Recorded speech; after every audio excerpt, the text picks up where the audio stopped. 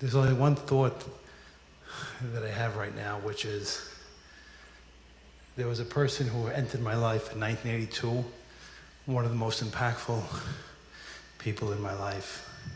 Rabbi Labaton inspired a whole generation of leaders. He was a person, I was very fortunate. He was like a second father to me. And we did a lot of programs together and a lot of events to educate the community. As a high school and college, married, he was always enthusiastic and excited every time we talked about a program. Tish'a BeAb, I'll never forget when we first started, like everyone here, pretty much, that was the day you caught up on all your movies, your trilogies, time to really just veg out. And to think when Rabbi Labaton started that there's a handful of people starting out in West Deal, we'll get a couple of classes, we'll do it at night, maybe we'll do some in the morning. And every year we would talk about how to even get it better. When he first started, people were like, it's a fast day, we're not going to class. And, you know, when we were looking at a venue for a place 6 years ago, I called two people. I called Ezra Labaton. I said, we need a place centrally located that could fit the massive amount of people. And he told me there was a second person, which was Morris Franco. Both of them called up the JCC.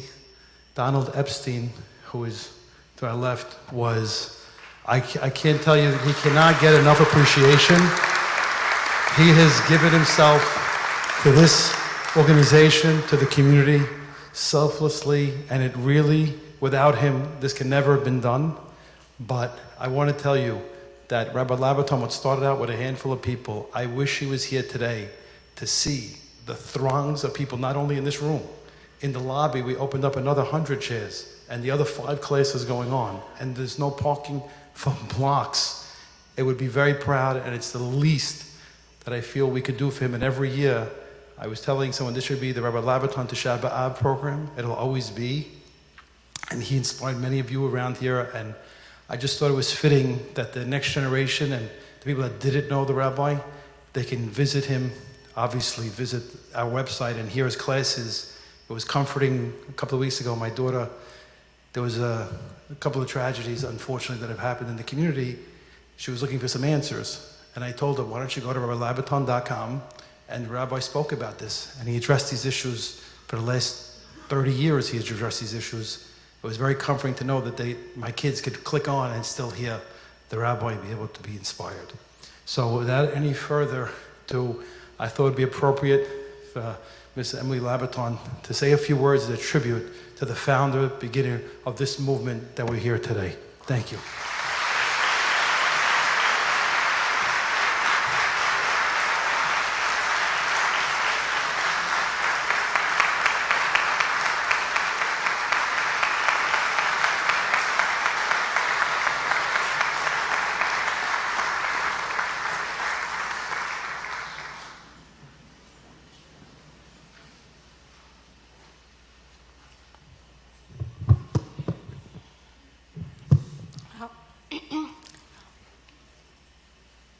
It's at the time on Tish'a BeAb.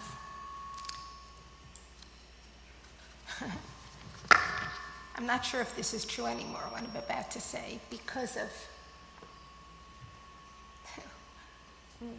where we are and what we're doing. But typically, on Tish'a BeAb, at this, we can begin to imagine tomorrow, when Jewish communal life will shift seamlessly back to normal. There's something lovely about the day after the fast. The darkness of the past 3 weeks will have lifted. We will go back to the business of life without anxiety. We will eat meat, go to the beach. We will delight in new clothing, music, and celebrate weddings. Halacha has the remarkable capacity to create emotional space, to color the air of our communal lives in order to help us remember and commemorate our history. The power of the 3 weeks, so inconveniently scheduled in our happy free summer months, lifts us out of our lives and asks us to think about our national history, to reckon with moral issues, and to feel the anxious vulnerability of Jewish life. And tomorrow, we switch into the period of Nechama, a time when we rightfully, correctly celebrate our glorious capacity to rebuild, to grow miraculously out of the ashes. The framework for all of this is based on the halachot of avelut, of mourning, personal mourning, that rabbis ask us during the 3 weeks to mimic the mourning which an individual goes through after the loss of a beloved. We are asked to experience national tragedy in the same way that we experience personal loss. This approach is profoundly appropriate in some respects. It creates deep empathy with history, asking us to imagine other times in Jewish life and to experience other Jewish lives. And when I read Eicha last night, I heard those voices, and it felt very immediate. The voices of the people who lived through the destruction of the first temple. And if you can imagine this, witnessed the total unraveling of their personal lives and communal lives, and of Judaism at that moment. But in another sense, and for some people, juxtaposing communal tragedy with personal is too jarring. Sitting on the floor for Eicha just cannot be the same as sitting on the floor during the Shiva for a loved one. It is too much, perhaps, too painful, too immediate, maybe even unfair sometimes. Where the analogy between the national and the personal is simply impossible is tomorrow. Nechama does not come with a schedule. Nechama, comfort that follows loss, doesn't come with a schedule, and halacha doesn't and cannot really regulate emotions. Anyone who has sat Shiva and observed Shloshim and has said Kaddish for a year knows that the tomorrow after mourning is an ambiguous and painful and lonely time. A better model for Nechama is the afternoon of Tish'a BeAb, when there is a beginning of a lifting of the darkness, when we are still fasting. In fact, when the fast is becoming most painful, most difficult, but we begin to relax, to sit on chairs, and in Mincha we hear the language of Nechama. The transition out of Avelut begins within the fast day itself. And this better reflects the reality of human loss.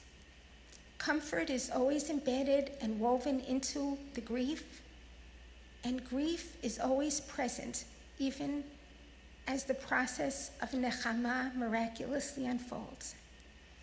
That is why Nechama and the mitzvah of Nichum Avelim is so complicated. My husband took the mitzvah of Nichum Avelim very seriously. Truthfully, I remember when he first became a rabbi, it was confusing and challenging for him to find his role in the context of mourning when he had no experience, immediate experience with it. And it's important to think about this. New and young rabbis are immersed into this, and we expect so much from them before they are really ready. Perhaps they need preparation and counseling on this. But most of all, we should really appreciate what they do in this respect. My husband found his way, as always, by asking advice and by listening to the mourners themselves. Amongst his papers, I found a meticulously handwritten description, not handwritten meticulously by my husband, you know that, but it was handwritten by Rabbi David Towel, who had been his mentor, his childhood mentor at Beth Torah. And in response, it sounds like it was in response to conversations that they had had. My husband kept calling Rabbi David Towel to ask him about how to conduct himself at funerals and so on. Rabbi Towel meticulously listed a description of the Syrian minhagim. A few years later, his own father passed away, and his own experience helped him to understand the feelings and needs of mourners. And I know that he drew deeply on that. Most important, he spent a lot of time sitting with mourners through the stages of grief. There were times when he received a call in the middle of the night and went to a home where someone had just passed away. He listened and guided and listened more. He felt a sacred obligation to help the family eulogize their beloved properly. He knew that he could be a voice which helped them to express their love, their memories, and to begin to shape the narrative of grief. It was a humbling challenge, and it involved quieting his own voice in order to tell their personal stories, which were really the only genuine way to help them mourn. He was also careful not to allow divrei Torah to overshadow or substitute for the intimate personal narratives. He tried to accompany the family to the cemetery for the burial whenever he could. He worried about the mourners being alone at that time. He knew how important and cathartic, but also how traumatic those moments were, and he wanted to protect the Avelim and care for them at that time. When a family started Shiva, he would feed them, sit with them, explain the halachot, and try to articulate a philosophy of mourning, and attempt to make some sense out of the process. But also because he just wanted to be with them. And he actually enjoyed, if I can say that, those were moments and times that he learned so much about people, about the niftar and also about their families, because he listened.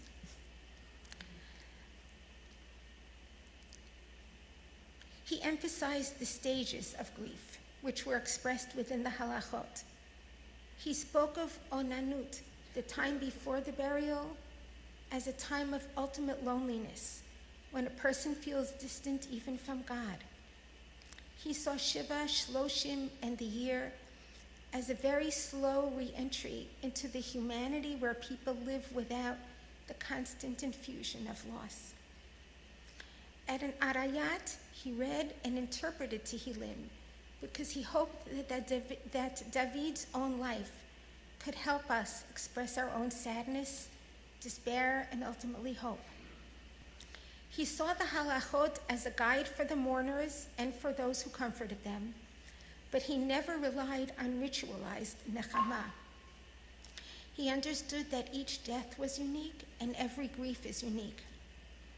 He knew that prescribed ritual alone could not reflect the full range of human needs, and that after the Shiva and after saying Kaddish, every mourner came home to face sadness all alone. At the last yard site in our shul, I spoke about the little pieces of paper which covered his desk. Among them were lists of people to call. I know about these lists because I still hear from people who tell me that he called them regularly after they lost a loved one. Over and over he called. He would come into his office after shacharit and after breakfast when everyone went to work, because he always thought everybody else was going to work. But he wasn't sure if what he was doing was work. But nevertheless, when shul emptied out, and he would go into his office, and then he would make those calls, hoping to relieve some of the impossible and deep aloneness that follows loss. On Tish'a BeAb, we draw on the patterns of individual mourning to focus on our national tragedies.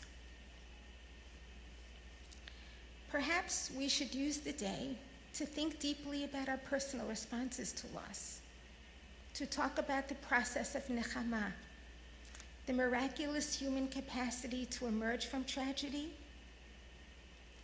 and also, maybe more importantly, about our obligation as human beings to be menachem avelim. Nichum avelim is the most difficult, perhaps impossible mitzvah. We know how to fulfill the ritual aspects of it, to attend a funeral, to visit a shiva, to make food. But there is no simple way to find comfort or to offer comfort. It is impossible to reach over the chasm that separates us from the mourner. I knew that while my mourning was new, I felt it, and I recognize it now when I reach out to someone who has just experienced a recent loss. Where I am now is not where they are, and my capacity to connect is already limited. We're not good at trying to communicate when there is so much emotional distance.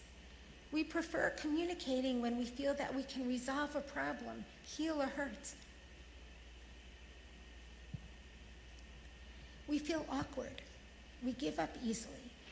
Halakha tells us to persist. Instead of telling you how to be menachem, for me this is a moment to thank the people who did not give up on me, who kept calling and emailing me and inviting me and pulling on me even when I turned them down or hung up, or worse and more typically kept saying, "I'm fine, don't worry, everything's okay." They knew that I wasn't fine, and they knew that they could not take away the pain. They made room for my sadness and accepted that the grief cycles back over and over again, never really lifting completely, and they never let go. Young and old, my students at Hillel who greeted me in the months following and heard me quote my husband in class with tears in my eyes and in my voice, and my mother's 90-year-old friend in Jerusalem who called me every week to check on me and to comfort me and to mother me. The friends at a wedding who sat me down after I had cheerfully told them how fine I was. They asked, "But what are your days like? What is a good day? What does a bad time feel like?" They were giving me space and opportunity to talk and made me feel that they would really listen. They were reaching, they were stretching to empathy, and they were not afraid of my answer. And maybe I should say something now. I saw one of them at the butcher on Friday, and I reminded her of that interaction. And she said, "No, we were just being curious. I felt like we were being intrusive. We were just curious about you." And I thought to myself, and I said to her, curiosity is the root of empathy. By being curious about how another person feels, even when it's almost impossible, by thinking about that, that's how we reach to empathy. And this is about empathy. And when I think about empathy as a religious imperative, and this isn't in my notes, but I feel compelled to say it, and I think my husband would have wanted this said.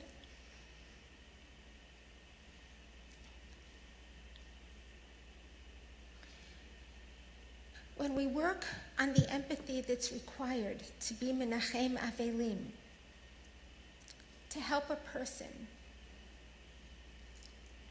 in a time of terrible, terrible loss,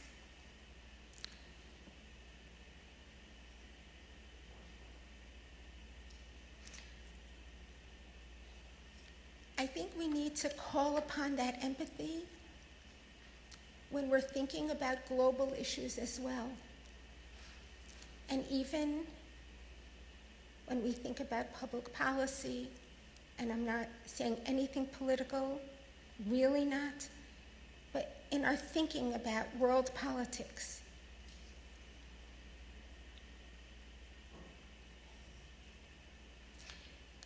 At a time when the most horrific terrorism plagues the world,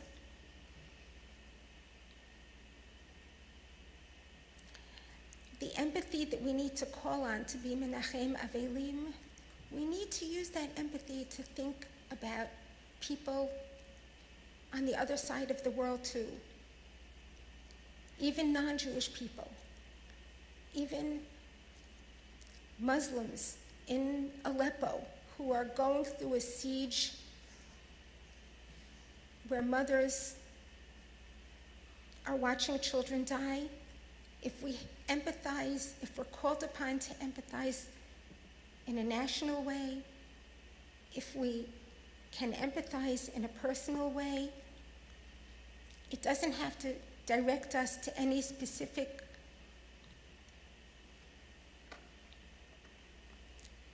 policy or politics, but we need to read the news and we need to feel empathy, and we need to feel that there are people all over the world who need nichum, who need comfort.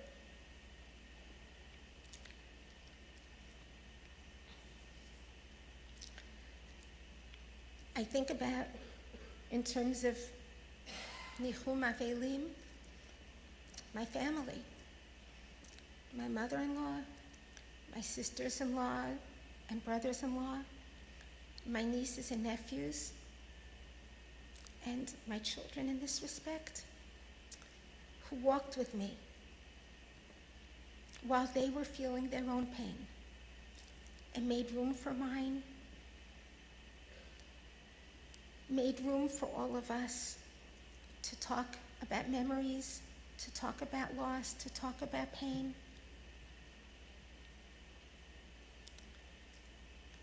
When comforting a mourner, total empathy is impossible. And to be in the presence of a mourner's reality is frightening. The mitzvah asks us to be uncomfortable and to stretch emotionally. The Gemara views God as being Menachem Avelim and asks us to imitate God. But even before the Gemara, Yeshayahu pictures God imitating man, or actually a woman in this case. We use the words of Yeshayahu when we pick a mourner up after sitting Shiva.